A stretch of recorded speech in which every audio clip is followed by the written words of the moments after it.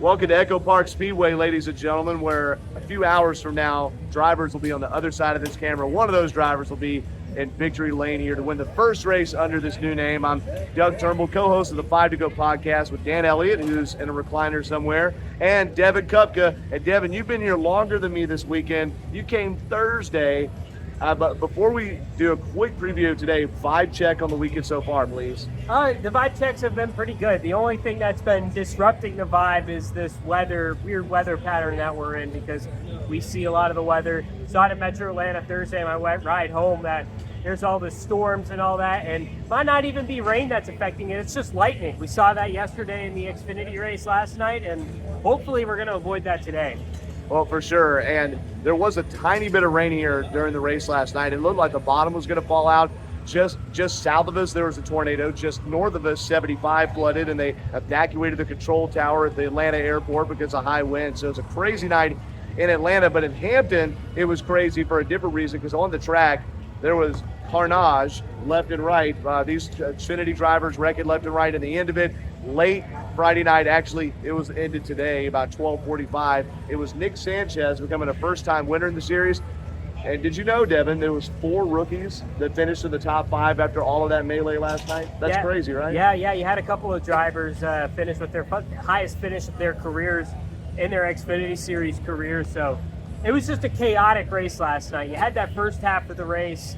That was just absolutely chaotic. Everything was just getting shuffled around and really just chaotic at the end. A lot of people talking about Eric Almirola, then Austin Hill had any issues early on. Just a chaotic race, and then it was weird. Once you got to stage 3, I think we had 1 caution, and then it was just smooth sailing pretty much from there on out. Yeah, until the very end, there were a couple of late yellows that bunched it up, and they had overtime, didn't they? Or they got close to overtime. No, it was like 15 laps, 10 laps to green. We were afraid of overtime. That's what it was. A couple of strange things from the race. Austin Hill had won, I think it was 5 of the last 7. Yep. He had a fuel line pinch early in the race, and he went 6 laps down. And we thought, well, man, there's a chance, because Michael McDowell came from 6 laps down to finish on the lead lap in the Cup race back in February. But Austin Hill only got 1 free pass because there was so much other carnage and other people getting them there. So fast forward to today, it's not only the start of the summer Echo Park Speedway race, but TNT's back on the scene. Yep. Devin's going to ask him some hard-hitting questions later. We'll talk about that on the 5 to Go podcast. And it's the start of what, Devin? What is in your right hand, son? We got stats right here for the very first ever NASCAR in-season tournament, or in-season challenge, whatever you want to call it. Going to be really exciting over these next 5 races. Field of 32 drivers will compete tonight, head-to-head. Whoever finishes higher will advance to the next round of the Chicago Street Course next weekend. Well, and that's big. So, look, 32 drivers here. That's going to be hard to keep up with. All right, and, especially during the race. It's kind of cool to see who ends up on top in the end, and it's not about winning or anything like that. It's literally finishing ahead of the person you're competing against. Next week is Chicago, then it's Sonoma, and that kind of sunk into me when we were preparing for this. Wait, Chicago and Sonoma road courses back-to-back. It allows someone like a McDowell, for instance, to get a little deeper into this thing, or Daniel Suarez. Shane Van Gisbergen is not in it. AJ Allmendinger is, if he survives McDowell in this race, in that matchup. And then after that, you go to Dover, a 1-mile concrete oval that's a finesse kind of a track too. All right, not everybody's good there. And then the Indianapolis, the Brickyard, they're back on the big track for the 2nd year in a row again. So, Devin, that's where we get to the picks, right? Is that what you want to do now? We got picks. Let's do our pick segment right here. We talked about it on episode 319, which you can find in full on YouTube here, and full on YouTube and on Apple and Spotify and all that. But we need to remind you that Devin's got the graphic evidence to prove it. Yeah, so Dan Elliott, earlier this week, he picked William Byron to win the in-season challenge, and I think there's a little bit of a theme going on, Doug, because the driver I'm choosing to win the in-season tournament challenge is Kyle Larson. I think he's been a really consistent driver over the past 5 years with Hendrick Motorsports. That's why I'm going to pick him to win the in-season tournament, because just look at his overall finishes, the tracks that are coming up, I think he'll be a really solid driver over the next 5 races. Hey, there's so many great picks. And what the thing is, it's not who's the best over a 5-race stretch. It's literally race to race if you have one bad pit stop, anything like that. So that's why I decided to not go guys that lead a lot of laps, because Larson and Byron are the top 2 in laps led this year. Larson has the most stage points this year. Larson is the points leader. But the guy, their teammate that's quietly, and I think third in points, if I'm not mistaken, has not had an ostentatious kind of year at all, is Chase Elliott. So that's why, just to not go repeating picks or anything, I think Chase Elliott, it would be like a momentum changer, right, for the narrative, not that he cares, for Chase Elliott to get that $1 million. So remember, the driver that wins over this 5-race TNT Warner Discovery stretch, whatever it is, the in-season challenge, that's what they're calling it, not tournament, challenge, okay? That they're going to win $1 million, and it's going to be fun to watch, especially those last 2 or 3 races, Dev. Yeah, and you see that with Dover and Indianapolis, but I think really the whole tournament is set up by really the first 3 races.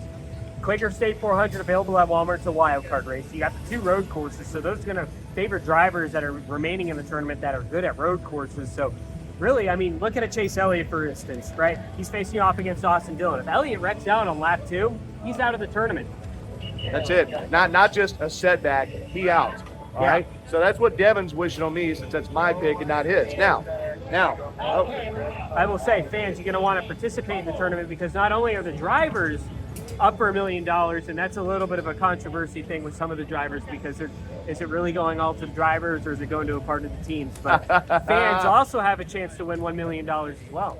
Hey, I tried to ask Ross Chastain about this, and I've got an audio-only podcast of his coming up on our audio-only channels, so Spotify and Apple, all right? And his answer, well, he wasn't ready to get in all that. I just put it that way. But so to be sure to check that out. And then I want to say one more thing, is we have all sorts of extra content, because we're at the racetrack, and especially Atlanta.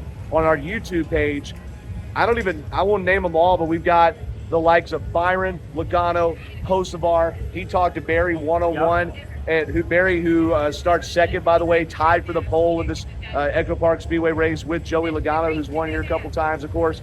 And Logano gets the pole by having a better record and all that stuff. All right.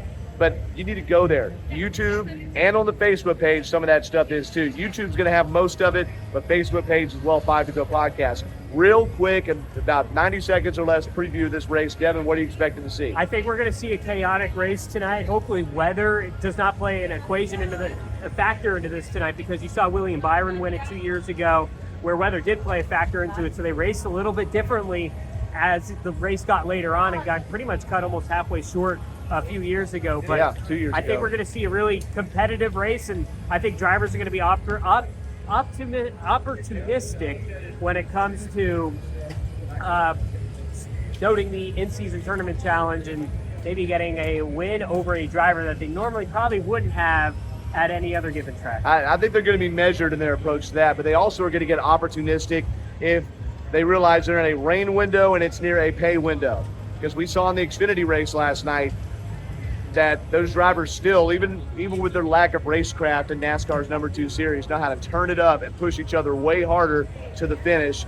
And there was never a point in the race where the end was in doubt because of rain. The lightning kind of came out of nowhere, sort of. But the intensity level can ratchet up, and it especially can in the Cup Series, and we have seen that. I do think the Fords are going to be fast here. I'll have a pick in a second. Do you have any kind of pick you're looking at today here? Forget the in-season tournament. The pick to winner of the race, Quaker State 400% about Walmart. You know what? There's a theme going on with these Echo Park Speedway races. The winner of the spring race the prior year tends to win the summer race the next year. Oh. So William Byron won the inaugural race on the reconfiguration here at Echo Park, and then he won the summer of 23. Quaker State 400 available at Walmart. Logano won the spring 23 race here, won the summer race here, the fall race here last year. So Daniel Suarez in prime position to pick up a Cup Series win. Wow, my mind is blown. Okay, so I think all the main players are going to be up there in the middle of it.